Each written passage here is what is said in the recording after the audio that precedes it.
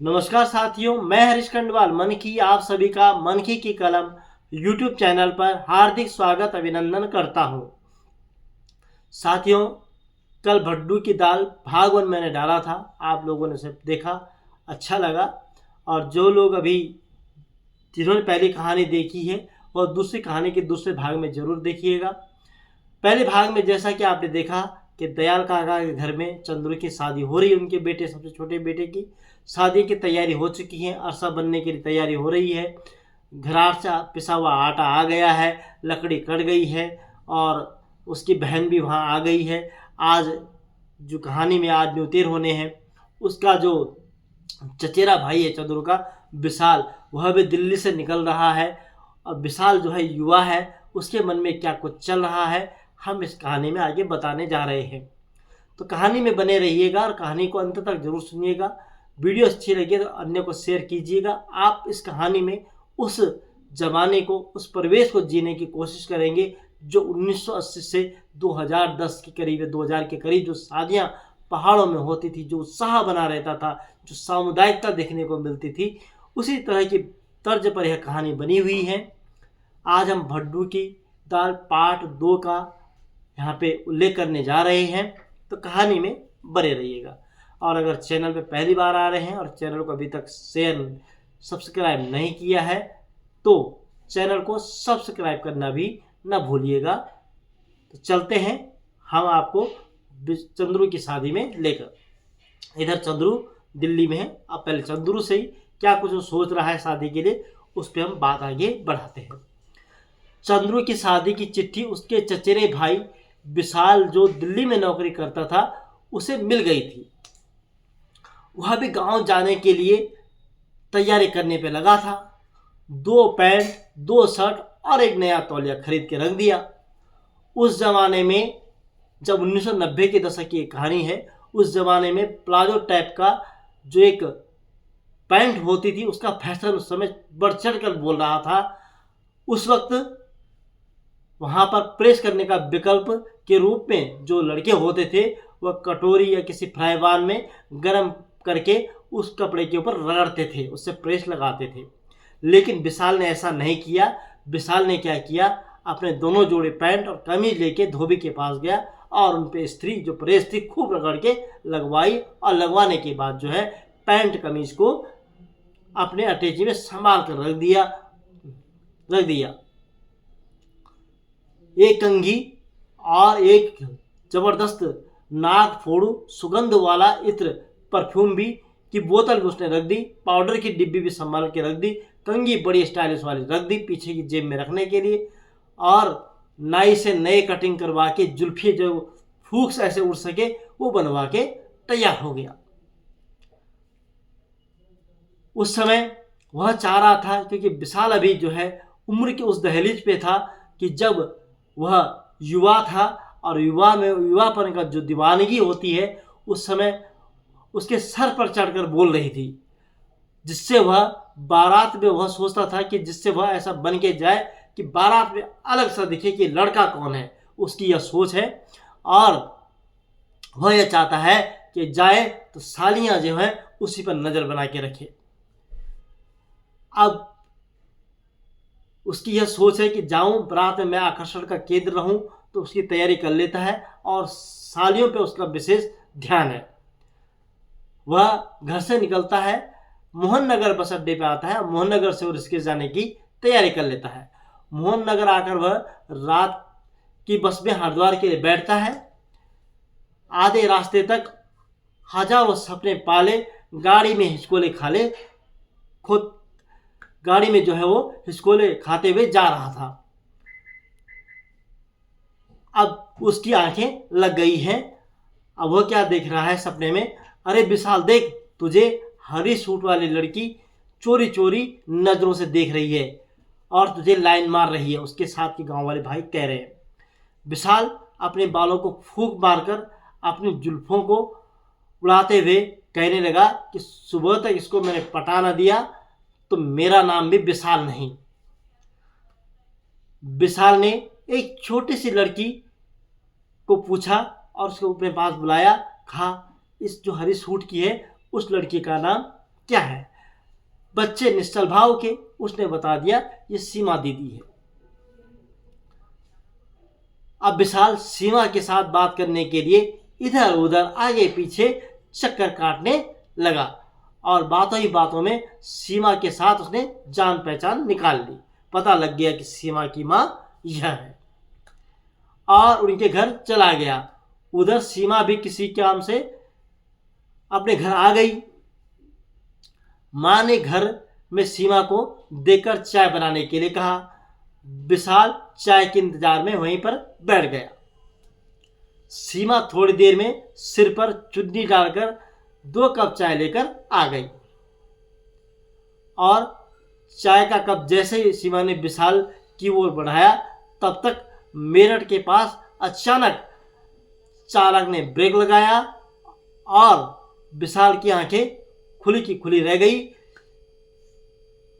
और उसके बगल में एक अधेड़ उम्र का कोई व्यक्ति बैठा हुआ था। बुजुर्ग की मुंह की ओर देखने लगा तो तब पता लगा कि वह सपना देख रहा है। उसके सारे सपने जो है धूल से उड़ते हुए नजर आए, धूल की तरह उजड़ते हुए नजर आए।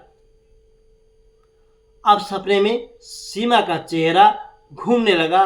गोल सा चेहरा, लंबी नाक, लंबे बाल, नाक थोड़ी सी मोटी और आंख चकोर सी जैसी थी जिन पर काला काजल लगा रखा था, विशाल को आकर्षित कर रही थी। अब तो मनोहर उतावला और पागलपन हुआ जा रहा था।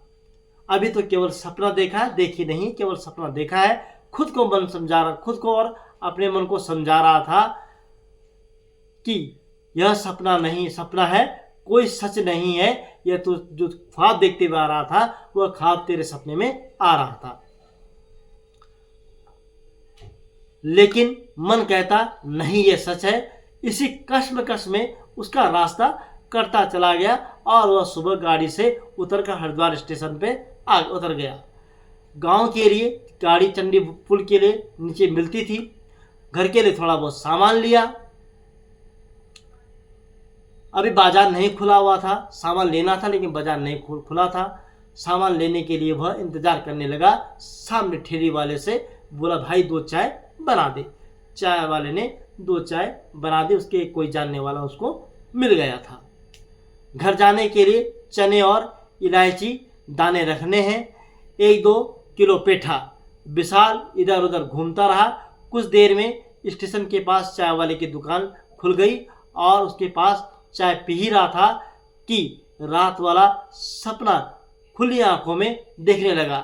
चाय वाले ने बोला, भाई बन भी लोगे, चाय के साथ कुछ खाओगे, बन वगैरह लोगे? तो वह सुनते ही विशाल का सकपका गया और चाय की चुस्कियां लेने लग गया।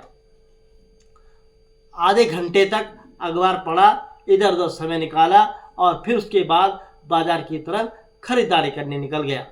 बाजार से उसने चने इलायची दाना, 1-2 किलो पेठा और नहाने का खुशबूदार साबुन और 1-2 सामान लेकर चटनी घाट पुल के नीचे वहां आ गया।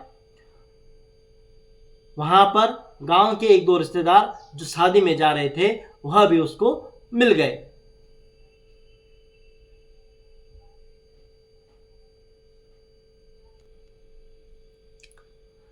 एक तो दादाजी के गांव के रहने वाले थे जो कानपुर में रहते थे और शादी में इसलिए विशेष रूप से आ रहे थे कि गांव में जाकर पंगत में बैठकर मालू के पत्ते में भड्डू में बनी दाल और उड़द की दाल और भात खा कर आऊँगा। बड़ी लालसा थी, इसीलिए वह इस शादी में आ रहे थे। इस बार धीत भरकर खाऊंगा, दादाजी ये बात कह रहे थे। यह बात वह विशाल से कह रहे थे कि भाई अब तो मैं इसीलिए जा रहा हूँ शादी में। विशाल ने कहा, दादाजी गांव में अभी लोग पुराने ढर्रे पर चल रहे हैं, क्या मजा है? कुछ मजा ही नहीं है घर के खाने में। दिल्ली में तो इतना सारा व्यंजन बनते हैं कि क्या खाएं और क्या ना खाएं, सारा कंफ्यूज ही रहता है। गांव में क्या बस उड़द की दाल और भात। दादा ने हंसते हुए कहा कि ये नाते तुम्हारी उम्र बोल रही है, तुम नहीं बोल रहे हो, और आप लोगों के खाने के दिन है, आप सब पचा लोगे, लेकिन हमको तो भड्डू की दाल और भात ही अच्छा लगता है। कुछ देर बाद गांव के लिए गाड़ी निकल पड़ी। कच्चे रास्ते पर गाड़ी धूल फेंकते हुए आगे जा रही थी और विशाल अपनी नौकरी के बारे में दादाजी और अन्य लोगों को बता रहा था। गाड़ी गांव में के सामने रुक गई। सामने गांव दिख रहा था। गांव के बच्चे सामान लेने पहले ही वहां पर आ रखे थे। सबने सामान उठाया।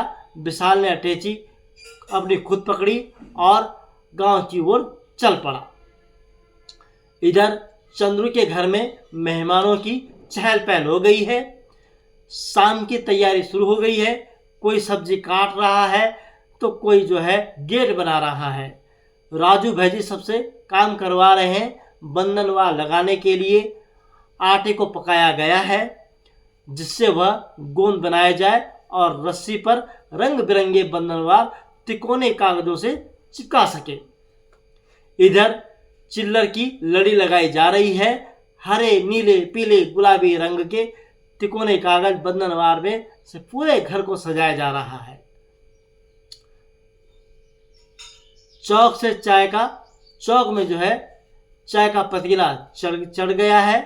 आने वाले को चाय पिलाई जा रही है। दयाल काका नंगे पांव इधर से उधर घूम रहे हैं और उधर रामी काकी सबकी मेहमान नवाजी करने पर लगी हुई है। इधर विशाल भी अपने घर में जाकर सबसे मिलता है और फिर उसने अपने साथ वालों को काम में हाथ बटाना शुरू कर दिया है। वो भी घर के काम में लग गया है। आम, चीड़, पीपल के पत्तों से गेट यानी मुख्य द्वार की सजावट बड़ी तन्मयता से हो रही है। इधर सब कच्ची दारू की जुगाड़ में लग गए हैं। अब शाम को न्यूतेर है, उसके लिए तैयारी चल रही है। इधर विशाल और उसका जो साथी है, गांव का पुराना यार है धर्मू, कच्ची पीने की योजना बना रहे हैं कि कच्ची कहाँ से मिलेगी। अब कच्ची पीने के बाद जो तमाशा होगा उसका आंखों देखा हाल आप अगले भाग 3 में देखेंगे। अब शादी में अब क्या कुछ होता है भाग 3 में आपको कल की वीडियो में हम बताने का प्रयास करेंगे। तो यह थी भाग 2। भड्डू के दाल में भड्डू खोता है, क्या कुछ होता है वो कहानी के शेष आगे भागों में है। अभी तक तो आपने एक युवा के जो सपने हैं वह देखे, एक गांव में किस तरह से शाम को तैयारी शुरू की हो रही, मेहमानदारी मेहमान नवाजी की क्या हो रही है, ढोल बजेगा, बसंतबीन बजेगी, डांस होगा, बहुत कुछ अभी शादी में होना बाकी है। तो कल फिर इसके दूसरे भाग में, तीसरे भाग में हम यह सब आपको बताने का पूरा प्रयास करेंगे। तो कहानी को आप जरूर सुनिएगा, तीसरा भाग भी जरूर देखिएगा। 7 भाग है, बहुत कुछ अच्छा होने वाला है। तो मिलते हैं हम कल एक नई जानकारी, एक नई वीडियो के साथ। तब तक के लिए धन्यवाद।